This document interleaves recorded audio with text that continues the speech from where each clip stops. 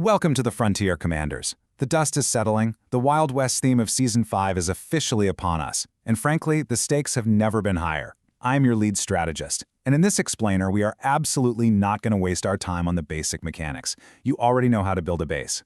Today, we're focusing strictly on the elite tactics, the advanced warfare strategies, and the precise economic scaling you need to totally dominate your server this season. So grab your notepads because we are moving fast. Okay, let's dive into this battle plan. We'll start off with the foundation of survival. Then we'll shift gears right into economic warfare. After that, we hit elite tactical supremacy. And finally, we'll tie the whole shebang together with alliance coordination and domination. All right, Section 1, the foundation of survival, mastering viral resistance and coffee logistics. Now, every seasoned commander out there knows that survival on the front lines absolutely begins with logistics. Your lifeline here is the Caffeine Institute. Without it running at maximum output, your troops are just going to get slaughtered by high-level monsters. So let's talk execution. Your immediate imperative, unlock all 4 coffee factories. You need to push each factory to level 15 as fast as humanly possible, because doing that rapidly unlocks the next one in the chain. You need that massive continuous flow of coffee beans. Next up, you get 3 cups of brewed coffee a day, and each buff lasts exactly 8 hours. If you time these perfectly, you maintain a 24/7 tactical buff. Finally, and honestly this is where a lot of rookies completely drop the ball, reset your seasoned profession skills immediately upon entering the season. Pour those points straight into the green line to maximize profession experience and construction speed before you even touch a single seasonal building. Now, what's really interesting about this slide is the sheer disparity in the buffs. Black coffee gives you a solid base 200 increase in viral resistance. Espresso matches that, but it throws in a nice 5% construction speed bonus, which is great for early base scaling. But look at truffle coffee. Boom! A massive 500-point boost to your viral resistance and a 5% damage increase against monsters. It's a total game changer. The catch, though, the truffle recipe is a rare, randomized drop from defeating plague roosters out on the world map. If you spot one, you'll literally drop everything and attack it before a rival commander snatches it up. I want you to burn this maxim into your strategic memory. A dead squad earns no crystal gold. Let your heavy hitters take the vanguard. In this season, viral resistance dictates everything.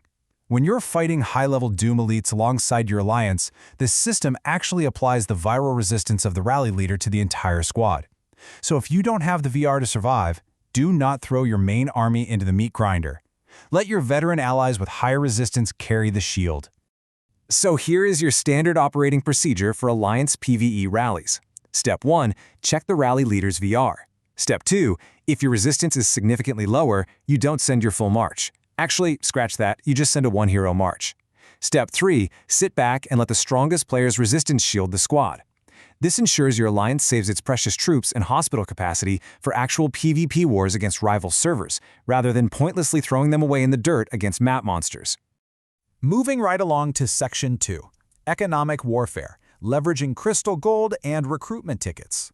You see, the true, undisputed currency of this season is crystal gold, and you have got to scale your economy way faster than your enemies. 1,200. That right there is the number of Season 5 Legend return tickets a top-tier commander saved up from previous events. Deploying these recruitment tickets immediately grants a massive, frankly overwhelming early advantage. It just floods your inventory with exclusive weapons, coffee beans, and essential resources before the enemy even has their boots laced. If you've got event coupons and tickets, leverage them early to secure your economic foothold. And this brilliantly illustrates exactly why you must fight for premium map territory. Just look at the return on investment here. Depositing 6,000 crystal gold in a level 1 bank yields about 12,000 gold over 5 days. But pushing your alliance to capture a level 5 bank, that yields 14,000 gold for the exact same 5-day deposit. In a game of inches, that compounding interest is exactly what funds your technology and tactic cards while your rivals practically go bankrupt. Always target higher-level stronghold banks and commit to those 5-day deposits. 10,000 points per turn. That is the economic reward for active alliance coordination. When your alliance successfully captures a bank, you can send your squads right in to plunder the vault. Each squad grabs 1,000 crystal gold, and every single piece of plundered gold converts directly to season contribution points. By participating in captures and maintaining steady 5-day deposits, you'll easily net around 10,000 contribution points every single cycle. All right, Section 3, Elite Tactical Supremacy, Tactic Cards, and Combat Matchups. Listen, All the crystal gold in the world isn't going to save you if your combat setups are outdated. You're about to face some seriously monstrous Doom elites, and brute force alone just will not break them. Pay close attention to your tactic cards. Your first move? Reset those out-of-date core cards from previous seasons. Take all of that banked experience and pour it directly into the Monster Slayer Purgator card. Once you hit level 10, this card becomes an absolute weapon. It grants a flat plus 250 to your viral resistance and a sweet 12% reduction in damage taken. And here is the real tactical game changer. Intelligence reports confirm the cooldown on this card has been aggressively reduced from 24 hours down to just 4 hours, and the duration extended from 3 minutes up to 15 minutes. Use it constantly. So the crucial point is understanding your enemy's composition. Doom elites aren't just random cannon fodder anymore. They have very specific squad setups. If the enemy elite is heavy on missiles, you deploy your tank squad for a massive strategic advantage. If they're air heavy, you strike with missiles. If they're tank heavy, well, you rain down with your air squad. Scout the lineup, actively switch your formations, and you will punch significantly above your weight class, taking down elites that would otherwise completely crush you. Furthermore, you really need to familiarize yourself with a devastating new mechanic called Demolition Expert. After using a specific skill, your squad gains a 10-minute status effect that increases your march speed by 20% and your base durability damage by 10%. When you stack this new status effect with a 15% unit morale boost, you're looking at a compounding offensive wave that will completely shatter enemy bases during an assault. Finally, Section 4, Alliance Coordination and Domination, Rapid Stronghold Captures and PvP Warfare. Let's move to and see how this builds, because fighting map monsters is really just practice. To truly control Season 5, your alliance has to coordinate like a well-oiled machine. Let's look at how precision builds a decisive victory during a stronghold capture.